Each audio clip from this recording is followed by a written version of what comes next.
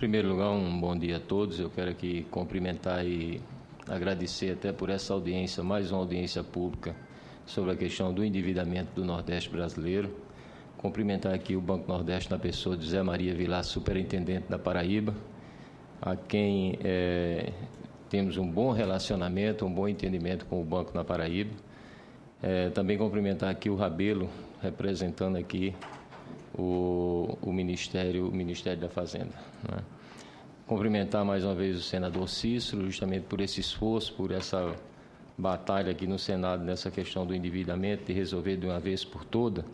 Antes de entrar no mérito da questão, eu queria aqui fazer algumas colocações. O Nordeste brasileiro é a maior região semiárida do mundo, é o mais populoso. E temos aí, nesses últimos 500 anos, tivemos 76 secas cruéis nos últimos 500 anos. E até hoje eu pergunto o que foi que o governo fez para amenizar essa seca. A seca é uma questão corrente, é uma coisa que acontece, é uma coisa natural que acontece ao longo dos anos. Em 1840 e pouco, eu não me recordo bem o ano, morreram 500 mil nordestinos de fome e de sede. Em 1942, 45, depois da Grande Guerra, da Segunda Grande Guerra, levaram o cearense, levaram o nordestino para a Amazônia para extrair borracha, porque o mundo não tinha borracha. E lá morreram 50% dos que foram para aquela região com malária. 2011, nos anos 90, tivemos, em 10 anos 90, tivemos 7 anos secos. Foram 6 secas, 91, 92, 93, 97, 98, 99 e 94 foi um ano de enchente que ninguém lucrou nada, ninguém apurou nada. 2011, 2012, 2013, tivemos aí mais 3 anos de seca e esse ano ninguém sabe o que é que pode acontecer. Ainda ontem a gente tem 3 anos de seca e ontem Patos amanhecia o dia debaixo d'água com mais de 200 milímetros de chuva numa noite. O que é que se planta, o que é que se colhe com 200 milímetros de chuva numa noite? Então esse é o Nordeste que o governo federal, independente, quem seja o governo hoje, até hoje não entendeu o que é região semiárida e o que é região seca. O Ministério da Fazenda, eu não sei qual foi o mal que o Nordeste brasileiro fez ao Ministério da Fazenda Governo, que até hoje não se sensibilizou ainda com essa questão do semiárido. Todas as regiões semiáridas do mundo têm um tratamento diferenciado, tem juro diferenciado, tem subsídio, mas aqui você fala, quando fala disso, não, mas tem o PRONAF. Mas o PRONAF do Nordeste deveria ser diferente do PRONAF do Rio Grande do Sul, Rabelo. É totalmente diferente. Foram 3 anos seca agora. Como é que essas pessoas vão se recuperar? Como é que essas pessoas vão pagar uma conta? Não tem como pagar uma conta com 3 anos de seca. A semana passada eu vinha do Maranhão, tenho um filho no Maranhão, e chuva até Uricuri, em Pernambuco, Maranhão, Piauí, chovendo. A gente chega no Cariri da Paraíba, de Pernambuco, não tem chuva, os açudes estão tudo seco, não é na lama não, é o torrão seco. Esse é o retrato do nosso semiárido. Então é preciso que haja, na realidade, uma política diferenciada para essa região. O governo não quer falar em perdão, tudo bem, mas dê condições de pagamento. As regulamentações não acontecem. Está aí a 12.844, aí vem a 12.872, até hoje não foi regulamentado. Então é preciso que haja uma conscientização, e o que eu fico olhando nesse Congresso Nacional tivemos ainda correção monetária em financiamentos agrícolas, juro TJLP, de 89 a dezembro de 2000. Quem tomou 1 está devendo 10, quem tomou 10 deve 100, quem tomou 100 está devendo 1.200.000, 1.300.000. Ele não paga essa conta mais nunca na vida dele. Mais nunca na vida dele. Vocês que fazem o Ministério da Fazenda deviam fazer uma comitiva junto com os senadores e conhecer a região semiárida. Conhecer a nossa realidade, que é totalmente diferente do Sul, Sudeste, Centro-Oeste. Aqui o caba tira 2 safras. No Nordeste você planta 10 anos para colher 3 e você não sabe o ano que você vai colher. Você não sabe o ano que colhe. Você plantar grão no Nordeste é tirar na loteria, porque você não sabe o ano que você colhe. E até hoje, Ministério da Fazenda, governo, eu me lembro aqui o projeto 4514 do deputado Nélio Dias, tinha um tal de API no Ministério da Fazenda. Esse foi o diabo que inventou esse cabo. Vocês me desculpem a expressão. Tem um outro aí, que está aí hoje na Casa Civil, que teve no Ministério da Fazenda, o Gilson Bittencourt, paulista, parece que nunca foi, nem a turismo, ele nunca foi no Nordeste. Não conhece a realidade da nossa região. O Brasil, ou vamos dizer assim, os administradores desse país desconhecem a realidade do nosso semiárido. É totalmente diferente. E tem outra coisa também, senador, que eu fico revoltado quando eu vejo um governador, independente quem seja ele, anunciar que vai distribuir grão, semente para os nossos produtores rurais. Isso é uma falácia. Não se planta grão, não se distribui semente em semiárido. Toda a região semiárida do mundo é pecuária. Não tem outra alternativa, é o caprino, é o ovino, é o bovino. Não adianta, o Nordeste não ficou para plantar grão. O Nordeste não é produtor de grão, exceto sul do Maranhão, sul do Piauí e oeste da Bahia. E continua insistindo com essa distribuição de semente para querer arrumar votos, só se for. Mas dizer a vocês, né, essa correção monetária que houve, já são mais de 25 medidas provisórias, que a primeira surgiu em 92. São mais de 20 projetos de lei. Teve projeto de lei agora em 2000, 2006, 2007, que só durou 3 dias de tão ruim que foi. O governo teve que emitir uma nova medida provisória para suprir aquele projeto de lei que nada resolveu. Eu acompanho esse processo há 13 anos nessa casa, junto com deputado, com senador, com a CNA, com presidente de federações. Já participei de N audiências públicas nesse Nordeste, falando de endividamento rural. São 22 anos que se carrega essa dívida do Nordeste. Pelo amor de Deus, não é possível mais continuar falando e todo ano aqui, em vez da gente estar tratando do futuro do Nordeste, com transposição, com transnordestina, com os grandes confinamentos que vão surgir. Os grandes confinamentos e bacia leiteira do mundo estão nas regiões mais secas do mundo. Será que não se enxerga isso? O Ceará tem hoje os 3 maiores produtores de leite individual, estão no estado do Ceará. E o Nordeste, com certeza, vai ser um dos maiores produtores de leite desse país. Todo mundo está correndo para regiões semiáridas, com água, com integração de bacia, e não se chega a uma conclusão de tudo isso, né? Eu me lembro muito bem, em julho do ano passado, a presidenta Dilma foi para Salvador anunciar o plano agrícola do semiárido. E lá dizia prorrogar por 10 anos as dívidas dos produtores. Baseado na lei, ela mesmo fez questão de anunciar para um público de mais de 1.000 pessoas que estava presente na Bahia. O Nordeste todo estava lá. E tudo que ela disse, as coisas não estão sendo colocadas em prática. A 12.844 está aí, cadê a 12.872, 76, que eu não me recordo bem agora, que até hoje não foi regulamentada. Outras regulamentações do Conselho Monetário, do Banco Central, que não acontece. Aonde está o Ministério da Integração, senador, que deveria estar aqui presente, que tem o domínio aí sobre o Banco Nordeste, sobre o Sudeno, mas o Ministério da Integração era para estar aqui junto conosco. Tivemos o ano passado aqui, já no TCU, com o senador Vital acompanhando com o deputado Quintães. Foi criado um grupo de trabalho do Ministério da Integração o ano passado, do qual fizemos parte, e ninguém sabe qual foi o destino desse trabalho que foi encontrado, que foi feito.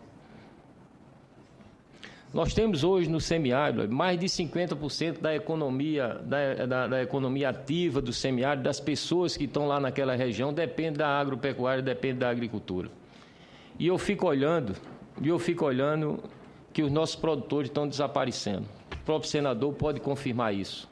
As pessoas estão fugindo do campo. Eu me lembro que há 2 anos atrás, um técnico, um cientista da Embrapa fazia uma palestra na CNA e dizia que em 2050 só ia ter 7% da população brasileira no campo. E eu pergunto, senador, quantos vão ficar no nosso semiárido? Quantos vão ficar? porque estão indo embora da nossa região, porque não tem a nossa atividade hoje não é mais rentável. Não se oferece condições daquelas pessoas permanecerem naquela região. E não se resolve de uma vez por todas essa questão dessa inadimplência, dessa dívida do semiárido que se arrasta há 22 anos, senadora Ana Amélia. Há 22 anos, há 13 anos que eu acompanho isso aqui em Brasília. Eu estou cansado de vir a essa casa, de vir na CNA e vir nessa casa. Os governos que passaram, não quero criticar o governo atual, nem todos eles que passaram não tiveram sensibilidade política com o semiárido, com a nossa região semiárido. A Transnordestina está lá parada. A água, a transposição está lá parada também, alguns canteiros que estão fazendo alguma coisa. Se não chover corretamente, não chover normal, alguns municípios do semiárido da região Nordeste, que são 1.700 municípios que estão no semiárido, alguns desses municípios, muitos já estão sendo abastecidos com carro-pipa e vão continuar outros municípios serem abastecidos com carro-pipa, o que é um caos para a região. E essas pessoas, que aí eu fico olhando, o governo federal está aí construindo casa, você no menor município que você passa, tem 50, 100, 150, 200 casas sendo construídas. Aí eu pergunto, quantas casas estão sendo construídas nas propriedades? Quantas? É manter o homem no campo? Aí se fala na reforma agrária, fazer reforma agrária no semiárido. Isso é uma falácia. Toda região semiárida do mundo é preciso de grandes áreas para você poder sobreviver nela. Estão fazendo um minifúndio, estão fazendo uma rede de retalho no semiárido. E isso é uma bomba no futuro. É uma bomba. É um caos social no futuro. Hoje tem Bolsa Família, Bolsa Renda, Bolsa de tudo no mundo. Seguro safra, por conta da perda de agricultura, eu já disse anteriormente, não se planta no semiárido se cria. É pecuária como é em toda a região semiárida do mundo.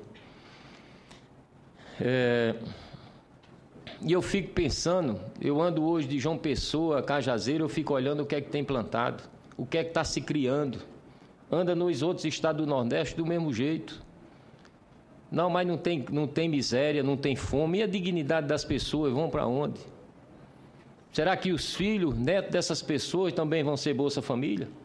Será que a sociedade está preparada para desembolsar mais dinheiro, para segurar esses que estão lá na área rural, que estão nas periferias, para receber Bolsa Família? E a dignidade dessas pessoas, onde é que ficam?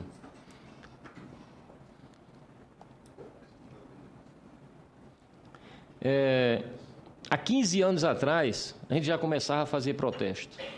Fizemos um protesto há 15 anos atrás em Paulista, perto de Pombal, nas margens do rio Piancó, por 15 dias, com mais de 100 vacas na porta do Banco do Brasil. Que o Banco do Brasil, senador, era para estar aqui também. O Banco do Brasil... Foi convidado, mas é mais um órgão do governo que não respeita o Nordeste. O Banco do Brasil, que foi o grande, vamos dizer assim, o grande pai no passado do produtor rural no Nordeste. Eu comecei minha atividade com 20 anos na porta do Banco do Brasil, comprei trator, comprei máquina, tinha 4, 5 cédulas rurais, nunca deixei de pagar nenhuma. O Banco do Brasil chegou nos anos 90, empurrou todo mundo para a dívida ativa da União, se transformar crédito rural em dívida ativa da União, numa região semiárida. Isso é um descaso total, é uma irresponsabilidade. O que estão fazendo com o nosso semiárido é irresponsabilidade do governo. Às vezes a gente critica os bancos, faz crítica no banco, tem alguns gerentes que humilham nosso produtor, tem alguns gerentes que não tratam bem o nosso produtor, pessoas que não estão indo ao banco, é com vergonha. O produtor rural, ele tem vergonha de dever, ele quando deve é porque ele não pode pagar mesmo. Tem suas exceções, mas quando ele deixa de ir ao banco é porque ele está envergonhado. Ele chega, senta na frente de um gerente, ele fica trêmulo.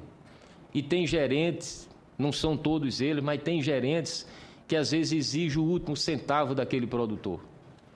E o produtor fica acanhado, o produtor fica trêmulo, fica tenso. Quantos produtores já morreram?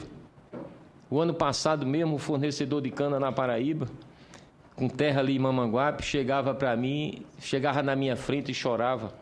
Mário, o meu maior desgosto é porque a terra não foi minha, não foi de meu pai. A terra foi da minha mulher, da família, dos pais dela. Eu fico envergonhado até de encarar meus filhos e minha esposa. Eu não estou indo para minha casa, estou ficando direto na propriedade, que eu não tenho como encarar a minha família. Eu chamei a família desse cidadão, conversei com a mãe, com a esposa e conversei com a filha. Tenham cuidado, converse com ele, fale com ele, chame ele para casa.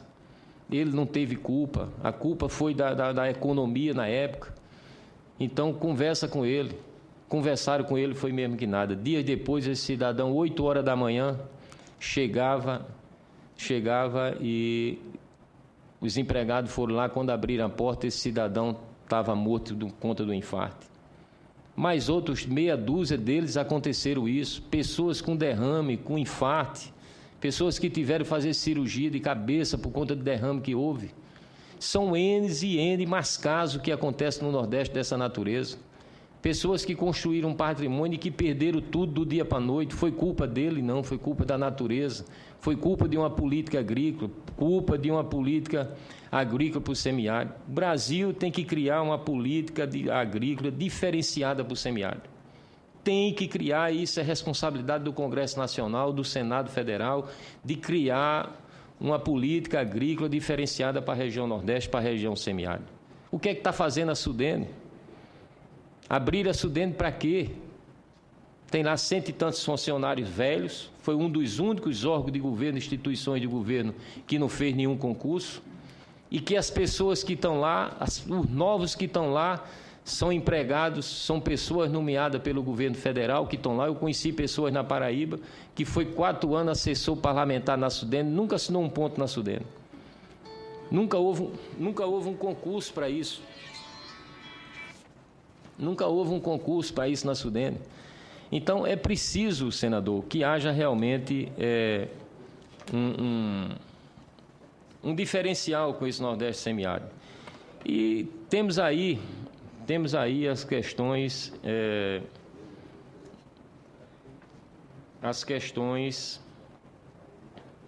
do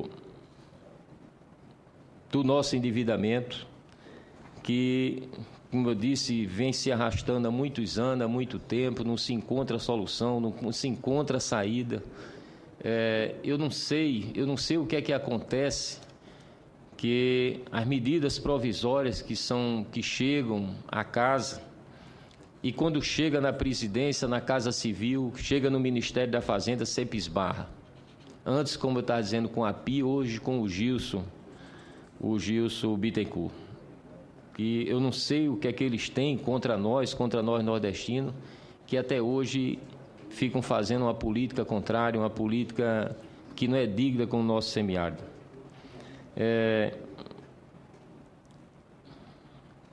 Uma coisa que não foi incluída, quer dizer, vocês vejam o seguinte,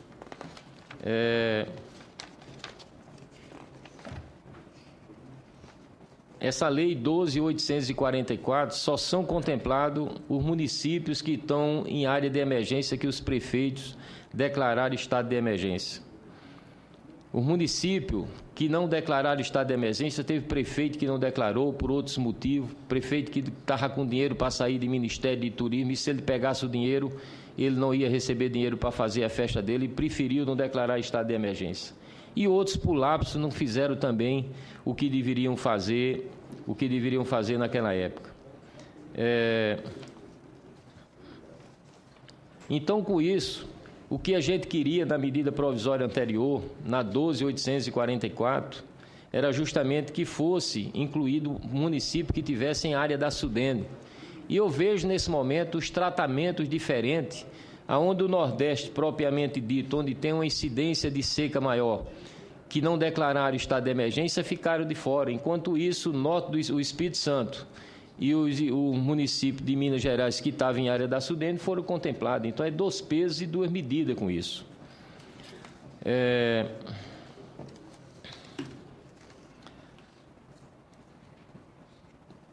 Também, deixa eu ver aqui. A questão das custas judiciais foi outra coisa também que ficou acertado para quem entrasse e não entrou, foi a questão que seria por contrato e não por CPF. Então, quando se trata de CPF, que você junta 2 ou 3 contratos, então as pessoas que fazem o somatório, essas pessoas estão fora do processo, não têm condições de renegociar suas dívidas. A outra coisa que a gente ignora também é a questão do Banco do Nordeste, na questão dos extratos, que a gente pediu para colocar isso, também não foi colocado. Quando se chega numa agência do banco para solicitar um extrato, o que é que acontece? O banco não fornece o extrato na sua evolução, bota o valor, o seu saldo devedor e depois o valor que você tem para renegociar, num papel comum, sem ser um papel timbrado do banco. E também, a gente pedia também anteriormente, que ficou de fora também, para que o crédito emergencial de 98, na hora do somatório dessas contas, esse crédito emergencial, quando a gente fala em crédito emergencial, já está dizendo que é um crédito diferenciado, que esse crédito ficasse de fora, fosse negociado por fora. A outra coisa, no caso das cooperativas também, que é a não obrigação da apresentação de certidões negativas. Se a cooperativa que representa um grupo de cooperado, ela está inadimplente, como é que ela vai conseguir uma certidão negativa para poder renegociar a conta daqueles cooperados? A outra coisa também, na hora que você renegocia, então você fica devendo uma quantia menor por conta dos arrebates, que libere parte das garantias excedentes, até para que dê condições do produtor tomar um novo dinheiro no banco, porque senão ele não toma. Em alguns casos, você prorrogou por 10 anos e vai lá fazer um crédito emergencial para 10 anos, e o que é que acontece? Você passa a ser um cliente de risco para o banco, e o banco não faz aquele crédito emergencial que você quer. Então, na hora que você renegocia, liberar aquelas garantias excedentes. A outra coisa também que ficou de fora, vem ficando de fora, é a questão dos prodesianos. Os prodesianos, em 96, se o espírito não me engana, foi um projeto do Banco do Nordeste, que era para agrônomo, veterinário e zootecnista, e que essas dívidas, geralmente, elas estão entre 200 e 300 mil, e que essas pessoas sempre têm ficado de fora, senador. Sempre têm ficado de fora. Então, está aí acontecendo nesse momento a medida provisória a 636, que o senador Wellington Dias é o relator, do qual nós tivemos com eles ontem. Tem diversos deputados, diversos senadores do Nordeste já fizeram, eu tenho aqui, inclusive, diversas emendas que já foram feitas na 636, no sentido que essas coisas que eu estou falando aqui sejam colocadas na medida provisória. Só que a gente sente, eu não sei o que é que acontece, que a gente sente no semblante do senador, daqueles que são relatores geralmente dessas matérias do Nordeste, eles sentem a dificuldade na hora de sentar com Casa Civil, com o governo, com o Ministério da Fazenda. A intransigência dessas pessoas e não querer ceder alguma coisa para o nosso Nordeste. Enquanto isso, o governo faz porto lá fora, perdoa a dívida de A, de B, de C, né, de outros países. E o Nordeste, somos irmãos também, Rabelo. Os nordestinos são brasileiros também. E por que não ser tratado também de uma maneira diferenciada como são tratados os cubanos e venezuelanos lá fora? Será que nós não somos brasileiros? Vamos levar a vida inteira sendo tratados desigual desse país? Mas um dia eu tenho certeza que o Nordeste vai dar resposta a esse Brasil. Nós estamos numa região, turismo está aí despontando cada vez mais, com transposição contra o Nordeste, que eu não sei quando chega, mas eu tenho essa esperança que um dia chega, e vamos dar uma volta por cima em muita coisa, e nós vamos mostrar isso para o Brasil inteiro.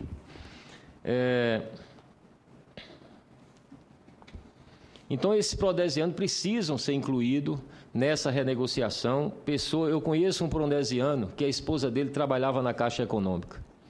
E ela teve que sair da Caixa, se aposentar, forçar uma aposentadoria para ir para o interior, para ir para a propriedade. Toda vez que ela toca nesse assunto, ela chora. Porque não tem uma casa na cidade, não tem uma casa em Campinas, não tem uma casa em João Pessoa. Saiu de lá para vir viver com o marido, que é um técnico agrícola, na propriedade. E, no entanto, ela hoje é decepcionada, é arrasada com tudo isso que aconteceu na vida dela, se arrepende por tudo no mundo que não deveria ter feito isso.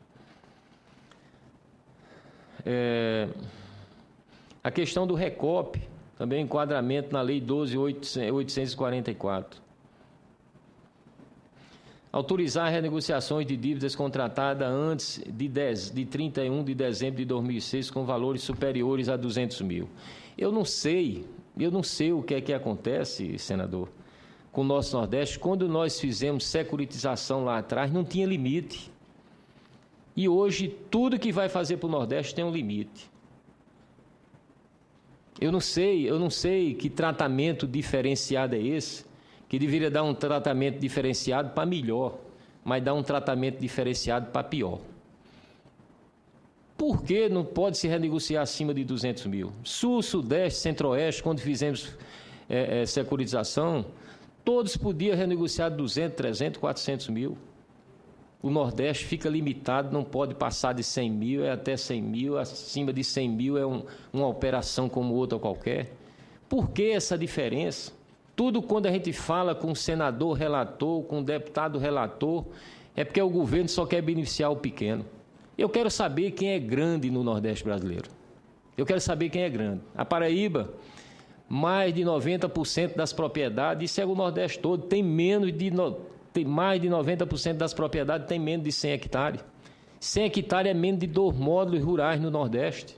É menos de 2 módulos rurais no Nordeste. E por que não negociar 200 mil? Será que nós somos miseráveis, que só podemos tomar até 100, só podemos tomar até 80? Pelo amor de Deus, eu não aguento mais isso. São 13 anos andando aqui em Brasília, sentando com o superintendente de banco, sentando com o gerente de banco, discutindo as coisas, tentando resolver alguma coisa. Pega um técnico da CNA, bota um técnico à disposição da gente no Ceará. Tem uma cooperativa no Ceará que foi levantado o débito. O banco levantou o débito, deu 6 milhões. Deixa eu ver aqui, eu tenho aqui. Mais de 6 milhões de reais.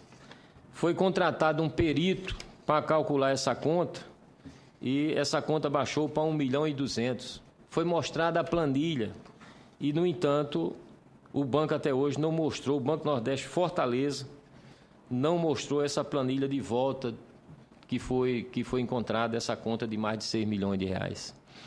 Então, a gente fica cansado, né? Fica cansado de tudo isso. Vocês vejam o seguinte, no artigo 1º, para os financiamentos e recursos, que é outro problema da questão dos fundos concessionais, financiamento Norte, Nordeste e Oeste, encargos financeiros e bônus de adimplência, passam a ser definidos pelo Conselho Monetário Nacional, por meio de proposta do Ministério da Integração Nacional.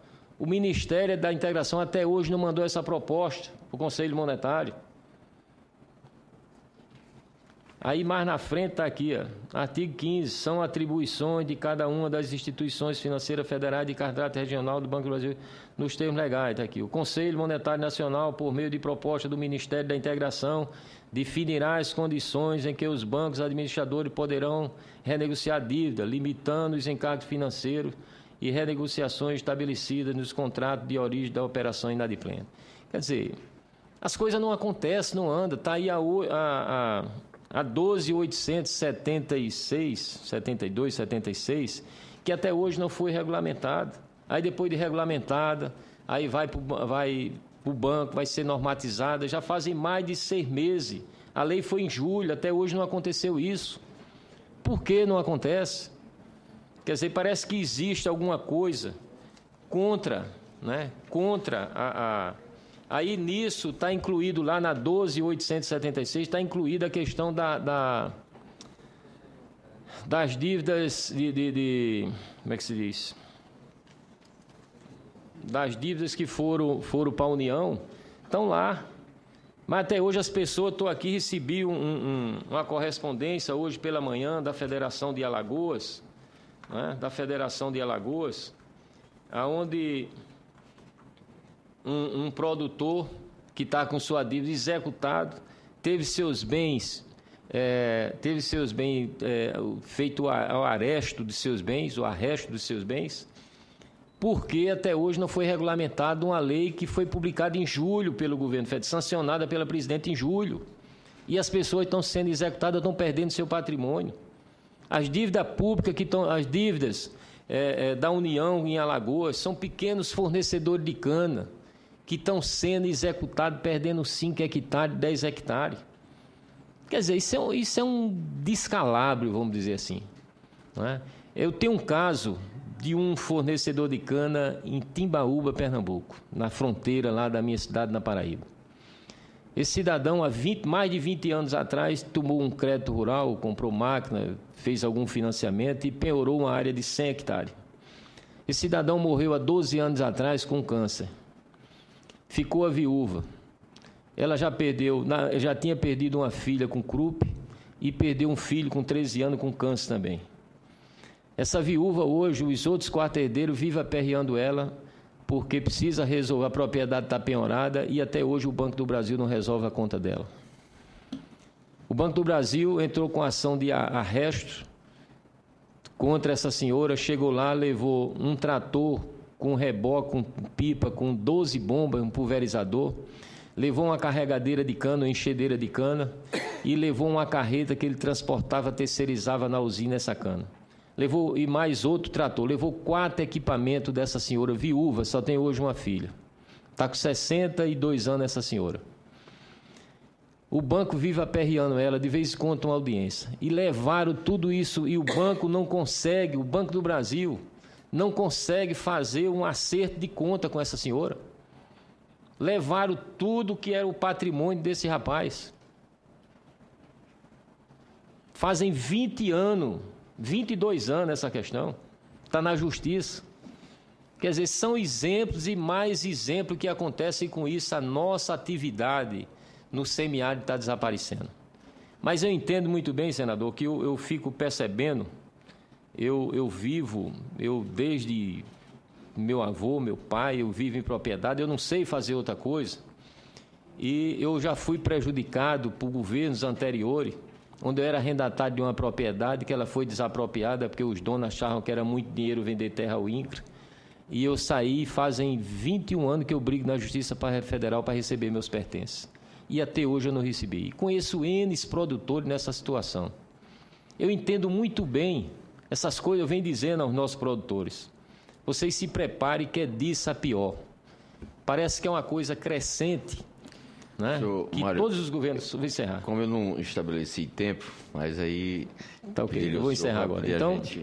Então, o que eu vejo é que é uma coisa premeditada contra o produtor rural nesse país, né? E o Nordeste parece que só querem ficar os micros e pequenos como massa de manobra.